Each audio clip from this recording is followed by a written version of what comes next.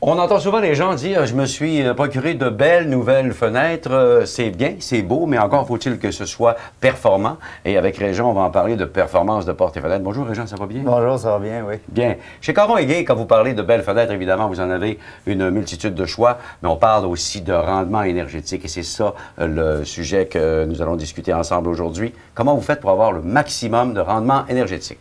Je vous dirais que c'est sûr que c'est beaucoup, c'est notre 5e génération de fenêtres, fait qu'au fil des ans, on l'améliore.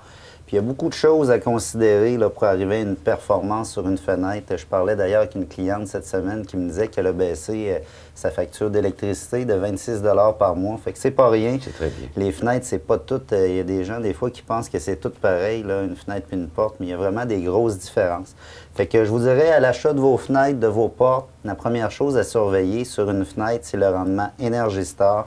Fait que c'est-à-dire, c'est de vérifier sur la fenêtre c'est quoi le résultat qu'elle a obtenu au niveau Energy-Star et de vérifier le type de coupe-foie qu'elle va utiliser. Bien. Au niveau Energy-Star, ils vont tenir compte du coupe-foie, du thermo, de la façon que la fenêtre, la conception de la fenêtre et des fuites d'air pour en arriver à donner un score, un rendement.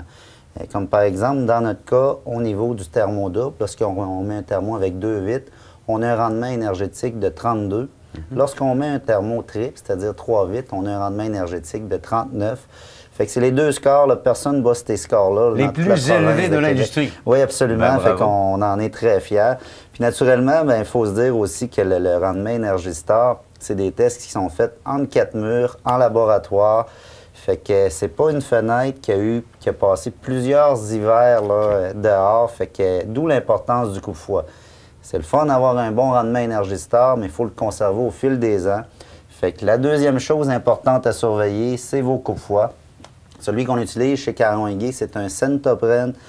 C'est le même type de coupe-foie qui est utilisé pour les automobiles, pour les habits de plongée sous-marine. Fait que c'est un coupe-foie qui, même par temps froid, a beaucoup de mémoire. Dans nos tests en laboratoire, on les a tous utilisés. On les compresse, on les met au congélateur, on les ressort, on vérifie là, leur indice de mémoire.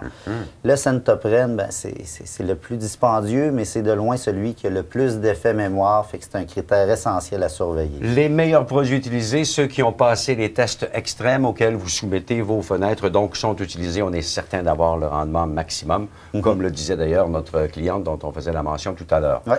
Ça, c'est beau pour les fenêtres. Si on se tourne un instant vers les portes, Régent, pour voir de quelle façon elles sont construites, j'imagine, avec les mêmes standards de qualité que les fenêtres, évidemment. Oui, bien c'est sûr, encore là, la porte, tu sais, elle veut pas sur les maisons, les portes et fenêtres, c'est la faiblesse des maisons. Si les portes et fenêtres, c'est la faiblesse, étant donné que c'est des trous dans les murs, bien, la porte, bien, c'est encore quelque chose plus à surveiller parce qu'on la bouscule beaucoup, on l'ouvre, on la ferme.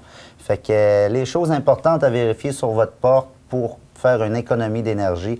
D'un, on a la robustesse. Vous pouvez voir notre porte ici, Caron & Gay, le modèle 2600. Au lieu de mettre une mince feuille d'aluminium pour recouvrir là, le cadre comme ils font, là, comme tous nos compétiteurs font, on va mettre une extrusion d'aluminium.